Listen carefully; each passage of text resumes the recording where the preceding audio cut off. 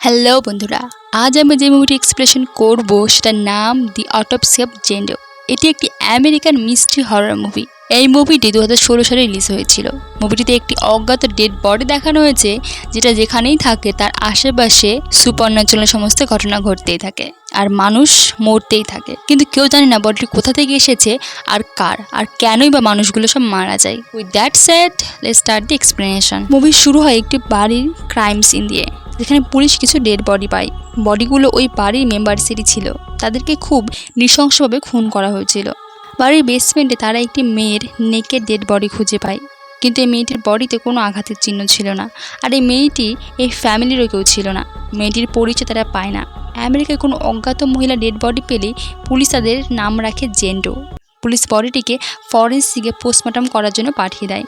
Police বলে crime scene দেখে মনে হচ্ছে না যে কেউ জোর করে ঢুকে তাদের খুন করেছিল, উল্টে মনে হচ্ছিল এরাই বাড়ির বাইরে যাওয়ার খুব চেষ্টা করছিল। এরপর আমরা অস্টিন আর তার বাবা টমিকে দেখি। অস্টিনের ফ্যামিলি 3 পুরুষ ধরেই পোস্টমর্টমের কাজ করত, আর তার বাবা তাদের বাড়ির বেসমেন্টকেই মর্গ বা পোস্টমর্টম করার রুম বানিয়ে ফেলেছিল। অস্টিন আর তার বাবা একটি পোড়া ডেড বডির পোস্টমর্টম করছিল। এ সময় অস্টিনের গার্লফ্রেন্ড সেখানে আসে, কারণ তাদের একসঙ্গে ডেটে যাওয়ার কথা ছিল।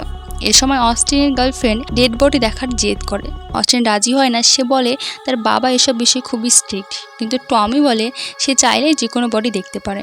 অস্টিনের গার্লফ্রেন্ড সেখানে একটি ডেড বডি দেখে, যেটার পায়ে ঘন্টা বাঁধা ছিল। সে কারণ জিজ্ঞেস করলে টমি বলে আগেকার সময় বুঝতে সমস্যা হতো যে মৃত ব্যক্তি সত্যিই মৃত কিনা, তাই তাদের পায়ে ঘন্টা বেঁধে দিত। যদি তারা বেঁচে থাকে তাহলে নিজের পা নড়িয়ে জানান দিতে পারবে। অস্টিন তার গার্লফ্রেন্ডের সাথে সিনেমা দেখতে বেরিয়ে যাচ্ছিল, সে পুলিশ জেন্ডের বডি নিয়ে সেখানে আসে। পুলিশ টমিকে বলে তার কাল সকালের মধ্যে অটোপসি রিপোর্ট চাই, এটা খুবই আর্জেন্ট। এটা শুনে অস্টিন তার গার্লফ্রেন্ডকে বলে তারা রাতের কোনো একটা শোতে যাবে, এখন থেকে তার বাবাকে হেল্প করতে হবে। অস্টিনের গার্লফ্রেন্ড কেউই অটোপসি প্রফেশনটাকে পছন্দ করতো না, কিন্তু অস্টিনের মা মারা যাবার পর থেকেই তার বাবা একদম একা হয়ে গেছিল, তাই সে তার বাবাকে হেল্প করতো। এবার অস্টিন আর তার বাবা দুজনেই অটোপসি করার জন্য তৈরি হয়। তবে অস্টিন এই কাজটিতে একটু কাঁচাই ছিল। অটোপসি করার সময় তারা দুজনেই খুব অবাক হয়ে যায়, কারণ জেন্ডোর চোখগুলো দেখে মনে হচ্ছিল সে অনেক দিন হলো মারা গেছে, কিন্তু তার বডি একদম ফ্রেশ ছিল। জেন্ডোর পা আর হাতের হাড় ভাঙা ছিল, আর তার জিভ কাটা ছিল, আর তার মাড়ির একটা দাঁত ভাঙা ছিল। এছাড়া তার বডিতে কোনো প্রকার আঘাতের চিহ্ন ছিল না। এরপর তারা যখন অটোপসি শুরু করতে যায়, তখনই রেডিওতে একটি গান বেজে ওঠে। তারা রেডিও অফ করে পোস্টমর্টম শুরু করে। তারা জেন্ডোর বুক চিরে ফেলে। তারা দেখে জেন্ডোর লাংস খুবই বাজেভাবে পুড়ে গেছিল, আর তার হার্ট দেখে মনে হচ্ছিল কেউ সেটাকে চিরে ফেলেছে, সেটাতে মার্ক করেছে। এছাড়াও তার অন্যান্য অর্গানগুলো ড্যামেজ ছিল, কিন্তু তার শরীরের বাইরে কোনো প্রকার আঘাতের চিহ্ন ছিল না। এত সব কিছুর পরেও টমি মৃত্যুর আসল কারণ কিছুতেই খুঁজে পাচ্ছিল না। ঠিক এই সময় অস্টিন বাইরে থেকে কিছুর একটি আওয়াজ শুনতে পায়। সে বাইরে যায় আর সে তাদের বিড়ালকে মৃত অবস্থায় দেখতে পায়। এতে টমি খুবই আপসেট হয়ে যায়, কারণ এই বিড়ালটি তার মৃত স্ত্রীর শেষ স্মৃতি ছিল। ফিরে এসে তারা আবার পোস্টমর্টম শুরু করে দেয়। এ সময় অস্টিনের পরিবেশটি একটু অদ্ভুত লাগে, তার কেমন অস্বস্তি হয়। সে তার বাবাকে বলে তারা কাল বাকি কাজ শেষ করবে, কিন্তু তার বাবা রাজি হয় না। সে বলে সে আজকে কাজটি করবে। এরপর টমি জেন্ডের পেটের ভেতর থেকে এমন এক ধরনের ফুল পায়, যেটা মানুষকে প্যারালাইজড করার কাজে ব্যবহার করা হয়। অস্টিন জেন্ডের স্টমাক থেকে একটি তাবিজ পায়, যার মধ্যে একটি কাপড়ে মোড়ানো দাঁত ছিল, আর কাপড়টাতে অদ্ভুত কিছু সিম্বল আঁকা ছিল। অস্টিন চেক করে দেখে এটি জেন্ডোরই মারির দাঁত। এ সময় রেডিওতে একটা খবর শোনা যাচ্ছিল, সেখানে বলা হচ্ছিল যে আজ খুবই ঝড় বৃষ্টি হবে, সবাই যেন নিজের বাড়িতেই থাকে। কিন্তু এরপরই সে ভয়েসটা অ্যাগ্রেসিভ হয়ে যায় আর বলে আজ এই বাড়ি থেকে কেউ বেরোতে পারবে না। এ সময় অস্টিন সত্যিই ফিল করে কিছু একটা খারাপ হতে যাচ্ছে।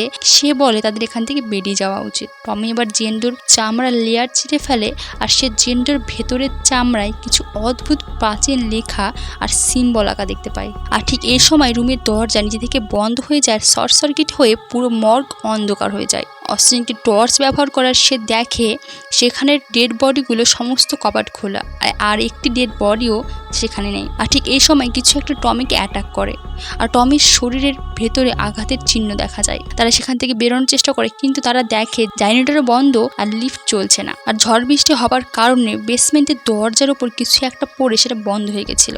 তাদের ফোনও কোনো নেটওয়ার্ক ছিল না।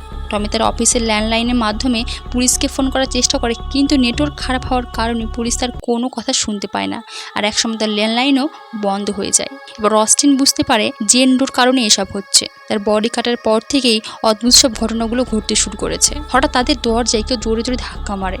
অস্টিন তার বাবাকে বলে জেন্ডো এসব করছে। তার বাবা প্রথমে বিশ্বাস করে না, কিন্তু জেন্ডো তাকে অ্যাটাক করে। এরপর তারা পোস্টমর্টম রুমে যায়। তারা দরজার বাইরে একটি ডেড বডি দেখতে পায়, যেটাকে তারা কিছুদিন আগে পোস্টমর্টম করেছিল। এবার তারা ভয়ে জেন্ডোর বডিতে আগুন দিয়ে দেয়, কিন্তু এতে আগুন গোটা ঘরে ছড়িয়ে পড়ে। অস্টিন ফায়ার এক্সটিংগুইশ দিয়ে আগুন নিভে দেয়, কিন্তু জেন্ডোর শরীরের কিচ্ছু হয় না। এ সময় তারা লিফট চলার আওয়াজ শুনতে পায়, আর তারা লিফটে যায়, কিন্তু লিফটের দরজা বন্ধ হচ্ছিল না। তারা ডেড বডির পায়ের ঘন্টার আওয়াজ শুনতে পায়, তাদের দিকে এগিয়ে আসছে। টমি সেই ঘন্টার উদ্দেশ্যে অ্যাক্স ছুঁড়ে মারে, এতে ঘন্টার আওয়াজ বন্ধ হয়ে যায়। অস্টিন যখন বাইরে চেক করতে যায়, সে দেখে তার গার্লফ্রেন্ড মৃত অবস্থায় পড়ে আছে। সে অ্যাক্সটি তার গার্লফ্রেন্ডের শরীরে গিয়ে লেগেছিল, আর যেই কারণে ঘটনাস্থলে তার মৃত্যু হয়ে যায়। গার্লফ্রেন্ডের মৃত্যু অস্টিনকে খুব কষ্ট দেয়। অস্টিনের বাবা অস্টিনকে কোনো রকম বুঝিয়ে শান্ত করে। এ সময় তারা সম্পূর্ণ শিওর হয়ে যায় জেন্ডো তাদের বাইরে বের হতে দেবে না, সে তাদের এখানেই মেরে ফেলবে। অস্টিন বলে, সে যদি আমাদের মেরেই ফেলতে চায় তাহলে কেন আমাদেরকে এখন পর্যন্ত বাঁচিয়ে রেখেছে। তারা এবার অটোপসি রুমে যায়, কারণ অস্টিন মনে করে যদি তারা জেন্ডোর ব্যাপারে কোনো তথ্য জোগাড় করতে পারে তাহলে হয়তো তাকে শেষ করার কোনো উপায় বের করতে পারবে। পর তারা জেন্ডোর ব্রেন কেটে পরীক্ষা করে দেখে, আর তারা অবাক হয়ে যায়। তারা দেখে জেন্ডোর ব্রেন সেল এখনও অ্যাক্টিভ। টমি বলে, আমরা জেন্ডোর মৃত্যুর কারণ খুঁজে পাচ্ছিলাম না, তার কারণ হলো সে মারাই যায়নি, সে এখন জীবিতই আছে। এরপর তারা জেন্ডোর পেট থেকে পাওয়া সেই কাপড়টা পরীক্ষা করে দেখে, আর তার বডিতে লেখা রোমান নাম্বারগুলো দেখে তারা বুঝতে পারে জেন্ডোর জন্ম 1600 সালের কোনো এক সময় হয়েছিল। টমি বই চেক করে দেখে সেই সময় বেশিরভাগ ইনোসেন্ট মেয়েদেরই উইজ বলে দোষারোপ করা হতো, আর কাউকে উইজ বলে সন্দেহ হলে তারা ঠিক এইভাবে তাদের ওপর অত্যাচার করত। তাদের ওপর এইসব রিচুয়াল করে তাদের কবর দিয়ে দিত। কিন্তু জেন্ডো সে সময় উইজ ছিল না, সে ইনোসেন্ট ছিল, কিন্তু এসব স্পেল যেগুলো তার উপর করা হয়েছে সেগুলো তাকে মরতে দিচ্ছে না। সে চাইলেও মরতে পারছে না, নিজের শরীরেই আটকে পড়েছে। টমি রিয়ালাইজড করে এতক্ষণ সে একজন জীবিত মানুষের অটোপসি করছিল, আর সে ধারণা করে জেন্ডো এই সমস্ত কাটাছেঁড়া অনুভব করতে পেরেছে, আর তাই সে এখন তাদেরকেও এই কষ্ট দিতে চায়।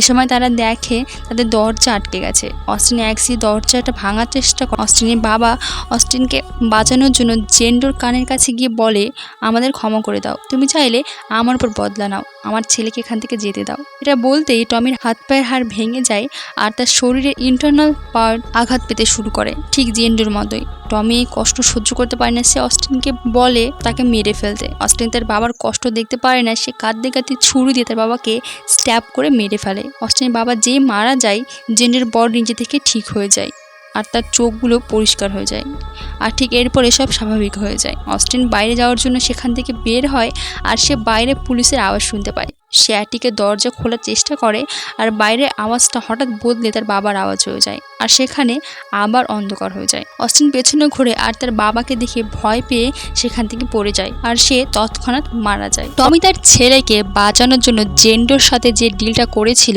সেটা সে সম্পূর্ণ না করে মারা যায়। তাকে জেন্ডোর সব ব্যথা সহ্য করতে হতো, কিন্তু তার আগে অস্টিন ছুরি দিয়ে স্ট্যাব করে তাকে মেরে ফেলে, যার কারণে ডিল ভেঙে যায়, আর সেই জন্যই শেষে জেন্ডো অস্টিনকেও মেরে ফেলে। পরদিন সকালে পুলিশ সেখানে আসে, আর সেখানে তারা অস্টিন আর তার গার্লফ্রেন্ড আর টমি ডেড বডি পায়, আর তারা দেখে জেন্ডোর বডি একদম নর্মালি রয়েছে, যেন তার অটোপসি শুরুই হয়নি। পুলিশ এই ব্যাপারটায় খুবই ঘাবড়ে যায়, কারণ মুভির শুরুতে আমরা একই সিন দেখেছিলাম, জেন্ডো ছাড়া সবাই সেখানে মৃত, আর দেখে মনে হচ্ছিল তারা সবাই বাইরে বের হওয়ার চেষ্টা করেছে। এরপর পুলিশ অটোপসির জন্য জেন্ডোর বডি অন্য কোথাও পাঠিয়ে দেয়, আর গাড়িতে আমরা জেন্ডোর পায়ের একটি আঙুল নড়তে দেখি, আর মুভি এখানে শেষ হয়ে যায়। তো বন্ধুরা, এই ছিল অটোপসি অফ জেন্ডো মুভির গল্প। দেখাবে আবার অন্য কোনো চমৎকার মুভির গল্প নিয়ে। Thank you.